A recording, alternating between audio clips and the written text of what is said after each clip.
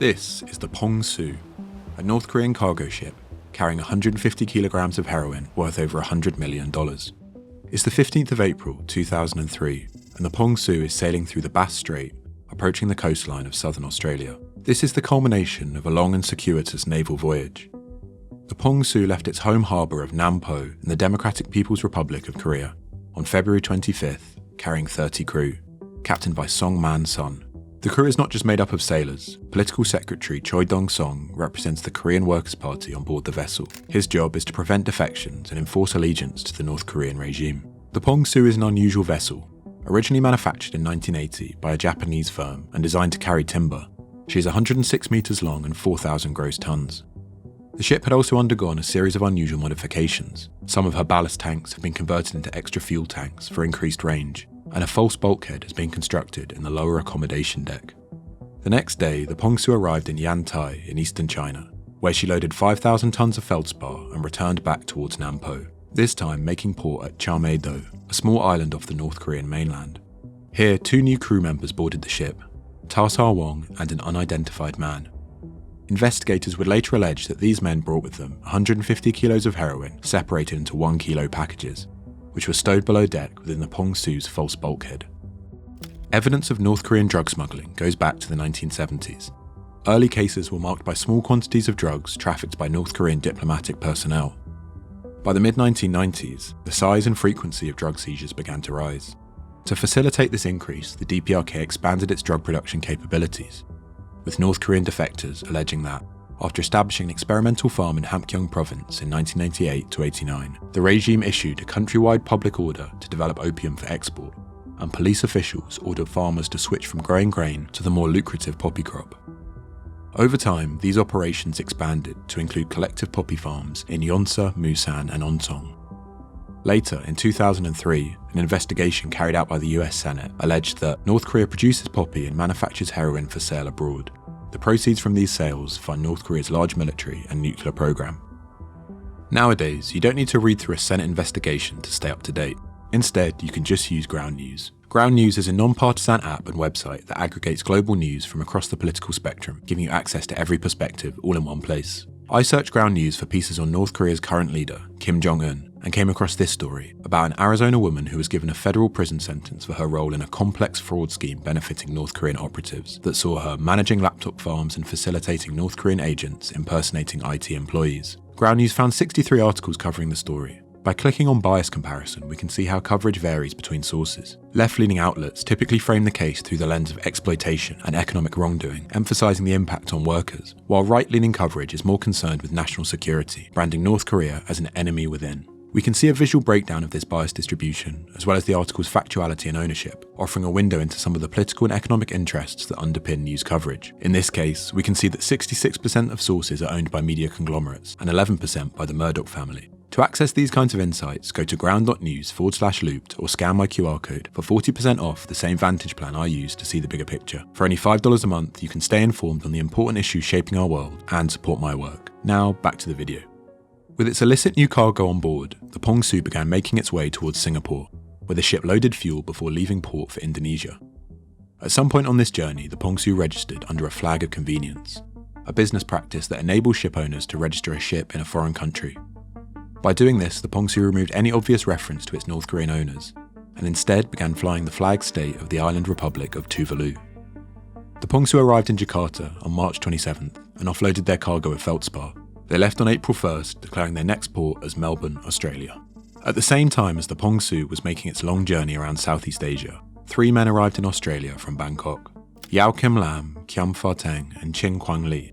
Investigators would later allege that these men worked for crime syndicates based across Macau, Hong Kong and Thailand, and were in direct communication with the North Korean smugglers. Unfortunately for the 3 men, their arrival in Australia had not gone unnoticed. Australian Federal Police had been tipped off via their embassy in Thailand that the group would be entering the country as part of a large drug smuggling operation. With this knowledge, the police set about tracking the 3 men. Their rental car was bugged and surveillance teams were deployed to follow their movements as they travelled around southern Australia.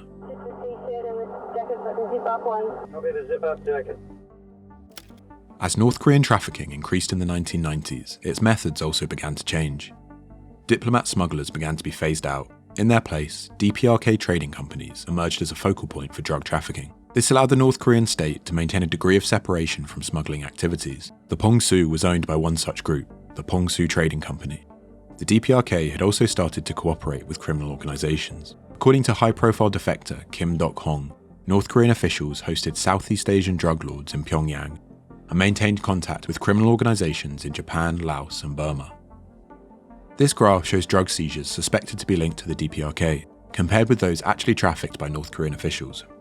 As North Korean smugglers began to be phased out, their role was replaced by foreign criminal contacts. The Pong shipment was an example of this emergent strategy, with syndicate representatives Lam, Teng and Lee set to receive the shipment of heroin from the Pong for distribution inside Australia. To do this, a drop-off point had been agreed between the two parties. Boggerley Creek, a quiet stretch of beach in southern Australia, along Victoria's Great Ocean Road. The Pong reached Australian waters on April 7th. It took a wide route around the bottom of Western Australia, avoiding the busier shipping lanes, before arriving off the Victoria coast on the morning of April 15th. By the evening, the weather had become stormy, with large waves breaking onto the shoreline. The weather was not the only thing jeopardising the operation. The Australian Federal Police had followed their targets to the beach and were now observing the exchange from a distance. On board the Pong the heroin was separated into 6 packages, each weighing approximately 25 kilos. The packages were then lowered into a small motorised dinghy, along with the 2 crew members who had boarded the Pong separately at Chalmay-do, Tarsar Wong and an unidentified man. Their task was to carry the cargo to the beach, deliver it to the shore party and return to the Pong but things would not go to plan. Precisely what occurred on their journey to the beach was later detailed by Australian court documents. The inflatable dinghy suffered problems with its fuel supply and overturned in the surf near Boggerley Creek, resulting in the death of one man. After landing upon the shore, Tarsar Wong buried the deceased man. The dinghy was inoperable and he had no means of returning to the ship. 1 package of heroin was lost at sea, but approximately 125 kilograms of heroin were landed on the beach. The botched operation had left 1 crew member dead, another stranded, and 25 kilos of heroin lost to sea. In the ensuing confusion, the shore party were only able to load 2 packages of heroin into their car. The remaining 75 kilos were hidden on the beach to be picked up later. Lam, Teng and Lee drove back to their accommodation, while Tarsar Wong hid on the beach, contemplating his next move. The Pong lingered nervously off the coastline, unsure whether Wong would return. The next morning, Australian police closed the net. Officers arrested Teng and Lee outside their hotel room in Lorne, where they discovered 2 packages of heroin that had been left uncovered in the boot of their car. Lam was arrested separately in a motel closer to Melbourne. Back at Boggerley Creek, police made a series of shocking discoveries. The body of the deceased man, haphazardly buried on the beach, 3 more packages hidden on a coastal path, and Tarsar Wong, cold, hungry and stranded.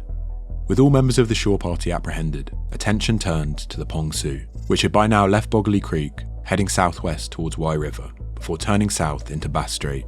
A chase quickly ensued. A Tasmanian police vessel followed the Pong through the Bass Strait shipping lanes, while planes followed the pursuit overhead. The following day, an Australian warship, the HMAS Stuart, was dispatched from Sydney. On Sunday 20th of April at 5 a.m, the Stuart boarded the Pong arrested her crew, and began towing the vessel back towards Sydney Harbour. The Pong incident was finally over, but its legacy can tell us a lot about how North Korean drug smuggling worked. Firstly, the overall structure of the operation was fairly typical of North Korean smuggling, with drugs being transported via a North Korean trading company and handed off to a criminal organisation for distribution. This pattern repeats throughout the early 2000s, with a series of DPRK-related incidents involving Taiwanese, Japanese, and Chinese criminal organisations. The Pong case also raised interesting questions about the level of North Korean state involvement in drug smuggling. Although the shipment likely required some level of state approval, it is not clear to what extent the North Korean government actually orchestrated the entire operation. The rundown condition of the Pong her ageing crew, and the malfunctioning dinghy, as well as the small and disorganised shore party, are all indications that the operation lacked sophisticated state backing. This has led some commentators to speculate that North Korean officials might be running drugs because Kim Jong-il has ordered them to do so, or are many of them freelancing to line their own pockets. We can also learn about the provenance of North Korean heroin. The packages seized from the Pong bore the logo of the WO Globe brand, typically produced within the so-called Golden Triangle of Myanmar, Thailand and Laos, pushing US Army analysts in 2005 to conclude that the drugs seized on the Pong originated from the Golden Triangle.